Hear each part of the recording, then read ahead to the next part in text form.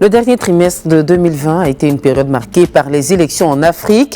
Après la Côte d'Ivoire, le Ghana, le Burkina Faso, le Mali et la Guinée, nous nous intéressons ce matin au double scrutin législatif et présidentiel qui a eu lieu hier au Niger. Omar Baldé est sur ce plateau pour en parler. Il est en direct avec son invité, le journaliste Aboubakar Yacouba Barma. Bonjour Omar. Bonjour Laetitia. Espérons que ce matin la technique ne nous fasse pas de défaut. Mais on l'espère, on l'espère. Alors je vous laisse l'antenne. Merci beaucoup Laetitia. Donc c'est l'invité de la rédaction et c'est parti.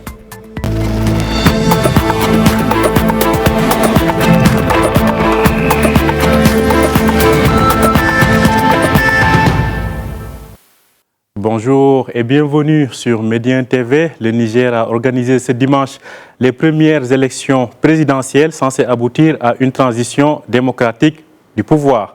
Le président Mahamadou Issoufou a en effet décidé de passer la main à l'issue de son second mandat constitutionnel. 30 candidats étaient en lice pour lui succéder. Cette présidentielle couplée à des législatives s'est tenue dans le calme. Ce matin, nous faisons le point sur ces élections avec notre invité depuis Niamey, le journaliste nigérien Aboubakar Yacouba Barma. Bonjour Aboubakar. Alors, il paraît qu'on n'est pas encore... Aboubakar n'est pas avec nous. Bonjour Aboubakar. Alors, Aboubakar sera tout de suite avec nous. Bonjour Aboubakar. Bonjour Omar. Alors, c'est un plaisir de vous avoir depuis Niamey. Alors, vous avez suivi de près ce processus électoral, mais aussi le déroulement du vote hier. Tout d'abord, est-ce qu'il y a des premières tendances qui se dégagent, notamment sur la présidentielle? Pour le moment, des tendances, non, parce que vous savez, le Niger, c'est un pays assez vaste, ça fait presque 1 267 000 km². Vu l'étendue du terrain et vu les conditions du vote, vous savez, même si cette année, il y avait eu la liste électorale biométrique, mais il faut d'abord faire le dépouillement. Les bureaux de vote ont fermé hier vers 18 h. Là, il faut compiler les résultats, il faut les transporter et c'est vraiment un travail de longue haleine. Donc, on connaîtra les premières tendances peut-être d'ici le soir, mais pour le moment, c'est le déploiement qui se poursuit. Maintenant, la compilation se fait bureau de vote par bureau de vote. Il faut un peu centraliser au niveau des commissions communales, puis départementales et jusqu'au niveau central où les résultats sont proclamés. Pour le moment, les tendances, c'est plutôt au niveau des bureaux de vote dans les centres urbains. Et là, il n'y a aucune tendance qui se dégage. C'est juste des petits bureaux, les centres urbains comme Niamey, et même pas au niveau communal. Des petits bureaux de quartier. Alors Aboubakar, ce double scrutin s'est tenu sous menace sécuritaire. En dehors des grandes villes où on dit que le scrutin s'est passé dans le calme, est-ce que des incidents ont été signalés ailleurs à l'intérieur du pays? Comme vous le dites, le Niger étant un pays très vaste. Oui, effectivement, c'est l'une des craintes de ce scrutin, de ce double scrutin aux enjeux. Vous savez, le Niger... Il subit de plein fouet le contre-coup des menaces sécuritaires, notamment à l'est du pays avec Boko Haram qui sévit dans la région de Difa. Vous vous rappelez, le 13 décembre dernier, la veille du scrutin, plutôt la nuit du 12 au 13, la veille du scrutin local, il y avait une attaque de grande envergure de Boko Haram qui a empêché la tenue des élections à Toumour, à la frontière nigérienne. Il y a effectivement... dans l'ouest du pays, notamment à la frontière avec le Burkina ou le Mali, où il y a AQMI et l'État islamique aussi qui mènent des attaques. Mais fort heureusement, en tout cas hier jusqu'à 19 h, l'heure de clôture du bureau de vote, il n'y a pas eu d'incident majeur sécuritaire qui a été notifié par tous les observateurs. Il y a plus de 6 000 observateurs déployés nationaux et internationaux. La CENI aussi n'a pas enregistré et à notre niveau, aucun incident sécuritaire n'a été signalé, en tout cas pour la journée d'hier. Ce qui a permis quand même au scrutin de se tenir bien. Même à Difa, j'ai eu le président de la commission régionale de Difa, Difa qui est en état d'urgence depuis 2015, là où Boko Haram sévit. Il n'y a eu aucun incident majeur qui a affecté la tenue ou le déroulement des opérations de vote. Alors Aboubakar, revenons au jeu politique. Le président sortant, Mahamadou Issoufou, ne s'est donc pas représenté en respect à la Constitution. Son parti a désigné son ancien ministre de l'Intérieur, Mohamed Bazoum, qui est d'ailleurs considéré par certains comme le favori de ces élections. Pensez-vous réellement qu'il peut l'emporter dès le premier tour, Aboubacar?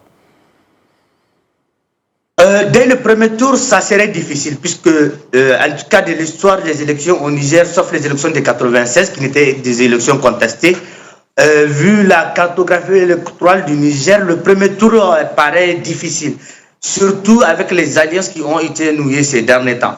Mais l'enjeu pour le parti au pouvoir, effectivement, c'est ça, c'est réussir ce qu'ils disent un coup KO dès le premier tour, mais cela paraît fort improbable au regard des tendances, au regard de la campagne comme elle s'est déroulée. Ça serait serré, puisque même en 2016, Mohamed Issouf, qui s'est représenté pour une première, un second mandat, est arrivé à 48%. Après avoir fait plus de 6 tentatives. Donc là, Bazoum Mohamed, c'est sa première tentative. Le PNDS, c'est vrai, c'est une machine électorale. C'est un parti qui s'est implanté dans le pays. Mais vous savez, il y a beaucoup aussi d'autres partis, comme l'ancien président Maman Ousmane aussi, qui a été président de 93 à 96, le premier président démocratiquement élu qui se représente. Il y a Seyni Omar qui a le parti de Tanja Mamadou, qui est très populaire, qui est très bien implanté. Donc, qui a dirigé le MNSD a dirigé le Niger tout récemment, de 2000 à 2010. Ce qui fait que, vu ces tendances-là, il y a des grands partis qui font qu'un coup KO, c'est pas impossible, mais c'est fort improbable. Un coup KO. Quand on dit coup KO, c'est-à-dire le fait qu'un candidat l'emporte dès le premier tour. Alors, dans ce cas, dès le premier tour. Voilà, si on se dirige donc vers un deuxième tour, quelles sont les alliances probables? Alliance, déjà, il y a des alliances probables, puisqu'il y a des alliances qui se sont déjà concrétées. Déjà, au niveau de l'opposition, il y a la coalition pour l'alternance politique. C'est l'ensemble des candidats de l'opposition. Il y a notamment Mahaman Ousmane, il y a notamment l'ancien chef de la diplomatie Ibrahim Yacouba et une vingtaine d'autres partis politiques qui ont décidé de s'aligner derrière le candidat de l'opposition qui arrive au second tour. Et récemment, l'ancien président Mahaman Ousmane, qui est le candidat du RDR Tchangi, a reçu le soutien de Hamma Amadou. L'opposant Hamma Amadou, vous savez, qui a été disqualifié. Et vous savez, Hamma Amadou, c'est lui qui a mis Mohamed Issoufou en ballottage en 2016, alors qu'il était en prison dans l'affaire des bébés importés, qui n'a même pas battu campagne. Il est arrivé au second tour contre Mohamed Issouf, qui était le président en exercice. Là, il a décidé de rallier la candidature de Maman Ousmane déjà dès le premier tour, puisque sa candidature a été rejetée. Donc, il y a vraiment une chance que le candidat du pouvoir soit battu en cas de second tour. C'est vrai, le second tour aussi c'est une élection, mais les alliances qui se dessinent, l'opposition déjà a signé un pacte. C'est vrai, au niveau du pouvoir aussi, il y a une coalition Bazoum 2020-2021 qui est composée d'une quarantaine de partis, mais des partis pas vraiment représentatifs. Mais sur ce coup, en cas de second tour, l'opposition a de fortes chances de l'emporter, surtout si le candidat Maman Ousmane, soutenu par Hamma Amadou et tout son parti. Je rappelle que le parti de Hamma Amadou est arrivé au second tour, alors qu'Hamma Amadou n'a pas battu campagne, il était en présent en 2016. Donc, il bénéficie de ça, le président Mahaman Ousmane du RDR Tchangi, l'ancien président, bénéficie de ce soutien de l'opposition dès le premier tour. Donc, en cas de second tour aussi, ça risque de se compliquer, puisqu'il y a une forte adhésion au niveau de cette candidature de l'opposant. C'est-à-dire, il y a un tout sauf Bazoum, peut-être peut faire flancher le parti au pouvoir. Alors, Aboubacar, avant de revenir aux défis qui attendent donc, le prochain président du Niger, parlons un peu des législatives, sachant que c'est des élections couplées. Aujourd'hui, comment se présente la situation au Parlement et quelles sont peut-être les colorations politiques attendues de l'hémicycle nigérien, à l'issue de ces élections, bien sûr? Mais alors, le Parlement, il y a 171 sièges en jeu. Pour le moment, il y a 166, puisqu'il y a les députés de la diaspora, 5 sièges qui ne seront pas prévus, puisque la diaspora ne vote pas à cause du Covid-22. Les dernières élections de 2016, pour ce qui concerne les législatives, ont été contestées. Et jusqu'à présent, l'enjeu, vous savez, c'est de contrôler la majorité au Parlement, sinon de se retrouver à la cohabitation. Une mauvaise expérience que le Niger a vécue déjà de 95 à 96, qui a fini par un coup d'État. Comme vous savez, on est dans un régime, le Niger est dans un régime semi-présidentiel. Donc le parti au pouvoir a tout intérêt aussi à contrôler la majorité au Parlement, au risque de se retrouver donc en cohabitation. En 2016, le PNDS a pu avoir jusqu'à presque la moitié sur les 171. Il a eu 75 sans ses alliés, ce qui lui a appartenu à Mamadou Issoufou de finir son second mandat dans le calme et la tranquillité. Il n'y avait pas eu de cohabitation, il n'y avait pas eu de menace. Mais là, vu comment la classe politique s'est éclatée, tout l'enjeu est de savoir qui contrôlera le Parlement. Il y a 84 listes en jeu, 84 listes qui se présentent aux législatives. Donc, vous voyez, on aura certainement des grands partis qui vont remporter beaucoup de sièges, mais on aura aussi de nouveaux partis qui vont faire leur entrée au Parlement. Et ça, là, ça risque d'avoir des incidences, puisque au cas où quelques partis se rallient, soit à l'opposition ou au pouvoir, ou demain changent de camp, il y a un problème pour que la majorité aussi change de camp. Et là, on part en cohabitation. Donc, il y a tous ces enjeux-là. Il ne suffit pas seulement de contrôler le pouvoir, la présidence, mais de contrôler aussi l'Assemblée nationale. Ça, c'est pour tous les partis. C'est aussi un enjeu majeur parce que sans le contrôle du Parlement, c'est la cohabitation. Comme le Niger est dans un régime semi-présidentiel, avec un exécutif avec deux têtes, avec le président de la République qui est chef de l'État, mais le Premier ministre nommé par la majorité parlementaire et qui est chef du gouvernement. Donc, un régime semi-présidentiel qui exige donc, pour gouverner en toute tranquillité, de remporter et la présidentielle et les législatives. Alors, d'autres défis aussi se posent au prochain président du Niger, notamment sécuritaire et économique. Sur ce plan-là, si on avait à synthétiser, quels sont les principaux défis qui se dressent face au futur président du Niger, Aboubakar? Le principal défi, comme vous l'avez dit, c'est le défi sécuritaire. Vous avez vu, malgré les assauts, Mamadou Issoufou a commencé dans ce contexte. Mamadou Issoufou est arrivé au pouvoir avec tout un programme de la Renaissance, tout un programme avec des actions à faire pour relever le Niger, qui est quand même l'un des pays les derniers de la planète en termes d'indice de développement humain. Malgré l'exploitation du pétrole, il y a eu le contre-coup de l'uranium, mais surtout le contre-coup de la guerre en Libye et du Mali, puisque Mamadou Issoufou est arrivé en 2011 au pouvoir. Donc, avec les premières attaques, avec la première situation, et il y a Boko Haram qui s'est ajouté.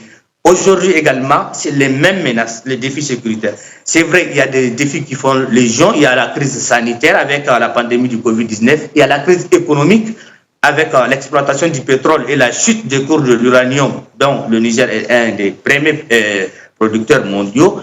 Mais le premier défi, c'est sécuritaire, parce que vous avez, même pour l'exploitation du pétrole, avec le duc géant qui va être mis en place, ça a été retardé par les assauts de Boko Haram dans la région de Difa. Donc, il y a des défis sur le plan économique, certes, avec une croissance qui va flancher, le contre-coup de la Covid, le contre-coup aussi de la situation au Nigeria, la fermeture des frontières, même si maintenant c'est un peu ouvert. Mais le plus grand défi est sécuritaire, parce que sans sécurité, il n'y a pas de développement. Et si la situation continue à s'aggraver, c'est tout le programme que le candidat devrait mettre, l'investissement qu'il a prévu pour mettre dans l'éducation qui est prioritaire, dans l'agriculture qui sont prioritaires, qu'il doit réorienter, comme Mamadou Issoufou l'a dit, le Niger est un pays pauvre, mais qui était obligé d'affecter jusqu'à 25% de son budget, tiré des secteurs sociaux vers les questions sécuritaires. Comment contrôler tous ces pays, surtout avec les menaces qui persistent toujours, que ce soit la frontière avec la Libye, le Niger a plus de 300 km avec la Libye, avec le Nigeria, avec le Mali. Donc le premier défi, il ne faut pas se voiler la face, le premier défi du président, c'est la situation sécuritaire. Jusqu'à présent, le Niger s'en sort bien, il y a eu des attaques qui ont fait des morts et les attaques sont régulières, mais jusqu'à présent, le Niger a pu stabiliser la situation puisque aucune ville, aucun territoire et aucun groupe n'est installé sur le territoire nigérien. Mais les incursions maintenant n'épargnent aucune zone. Même la capitale Niamey, il y a des attaques à 50 km de la capitale Niamey. Les groupes sont en train de se disséminer un peu partout. Les menaces s'amplifient. Donc la première menace, c'est le premier défi, c'est la sécurité, effectivement. Alors, Aboubakar, on termine en parlant du bilan du président Mahamadou Issoufou à l'issue de ces 2 mandats. Que retenir donc de l'exercice du pouvoir du président Mahamadou Issoufou? Il y a beaucoup à dire. Il y a 2 visions. Quand vous prenez sur le plan interne, Mahamadou Issoufou est arrivé au pouvoir avec plein de promesses, avec plein d'attentes. et beaucoup de défis aussi. Donc il a fallu manœuvrer, il a fallu faire des choix qui ne sont pas réellement compréhensibles par le peuple nigérien, parce que si vous voyez sur le plan sécuritaire, la gestion sécuritaire n'a pas été beaucoup appréciée par la population, avec surtout l'installation des bases étrangères. Il y a au moins 5 bases étrangères au Niger, les Français, les Américains, les Allemands, les Italiens. Donc c'est comme un bradage de la souveraineté. Vous avez vu, il y a plusieurs manifestations de la société civile qui parlent de ce bradage de la souveraineté aussi. Mais le président n'a pas le choix, vu le contexte nigérien. Il était obligé d'opérer des partenariats et de mettre en place des équilibres comme ça pour pouvoir tenir. Au niveau économique, le Niger a évolué. Niamey a changé, les grandes villes ont changé et c'est justement, il y a eu des investissements lourds. Or, selon beaucoup de populations, selon beaucoup d'observateurs, et même quand on regarde la situation socio-économique du Niger, c'est le monde rural qui est en panne. L'éducation est en panne. Les secteurs sociaux, c'est là où il y a le grand besoin. L'accès aux services sociaux, que ce soit en santé, en éducation ou à l'eau et à l'énergie, il y a des grands défis. Mais le régime s'est plutôt concentré sur des investissements lourds, comme vous voyez le chemin de fer, les grands hôtels, les grandes infrastructures. C'est vrai, pour faire booster l'économie aussi, ça a joué un rôle, mais le secteur rural les secteurs sociaux ont été un peu délaissés. Et là aussi, on reconnaît, voilà l'image de l'avion présidentiel, le Mongreboun, un jet privé qui a été acheté par le président de la République en 2013, alors que les enseignants étaient en grève, alors que les universités publiques ne marchent pas, alors que le taux d'accès à l'énergie est l'un des plus bas du monde. Et le Niger, jusqu'à présent, en termes d'indice de développement humain, il a les critères, comment on appelle ça, les critères de niveau sont très bas par rapport même à des pays en guerre comme Centrafrique. Voilà, les gens sur ce bilan n'ont pas apprécié. Par rapport à ce qui est de la géopolitique ou bien à l'international, le fait justement, Aboubacar, c'est l'un des points que j'allais évoquer sur cette partie-là, consacrée au bilan du président Issoufou. Sur le plan peut-être sous-régional, mais on retiendra aussi peut-être sur le plan continental quand même, ça a été un des architectes qui ont permis de concrétiser l'accord sur la zone de libre-échange continentale, la ZLECAf, qui doit entrer en vigueur dans quelques jours d'ailleurs. Oui, effectivement, vous savez, le sommet même de l'Union africaine, le 33e sommet s'est tenu en juillet de l'année passée ici à Niamey. Et Mamadou Issoufou a été désigné leader, champion continental pour la ZLECAf. Ça, à l'international, il l'a fait. Diplomatiquement, le président, il a été bien présent. Et voilà aussi qu'il quitte au terme de 2 mandats et part à son pays une crise politique aussi. Là aussi, c'est un plus. C'est vraiment à l'international. Le Niger a même siégé au niveau du Conseil de sécurité des Nations Unies pendant 1 an. Il a joué sa partition, que ce soit à la COP22, que ce soit au niveau de l'UEMOA. Vous avez vu la crise malienne, le président, son leadership aussi, ou au niveau de la CEDEAO.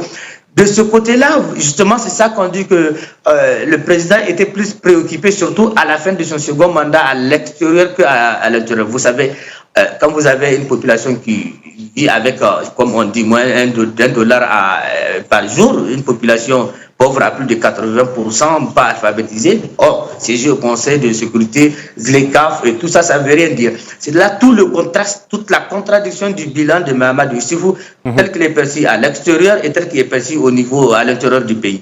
Merci beaucoup, Aboubacar Yacouba Barma, d'avoir été en direct avec nous ce matin depuis Niamey. Je rappelle que vous êtes journaliste pour le portail Actu Niger, dont vous êtes le rédacteur en chef. Merci beaucoup, Aboubacar. Omar, et du courage à tous. Merci à vous aussi de nous avoir suivis. Très bonne suite de programme sur Médien TV.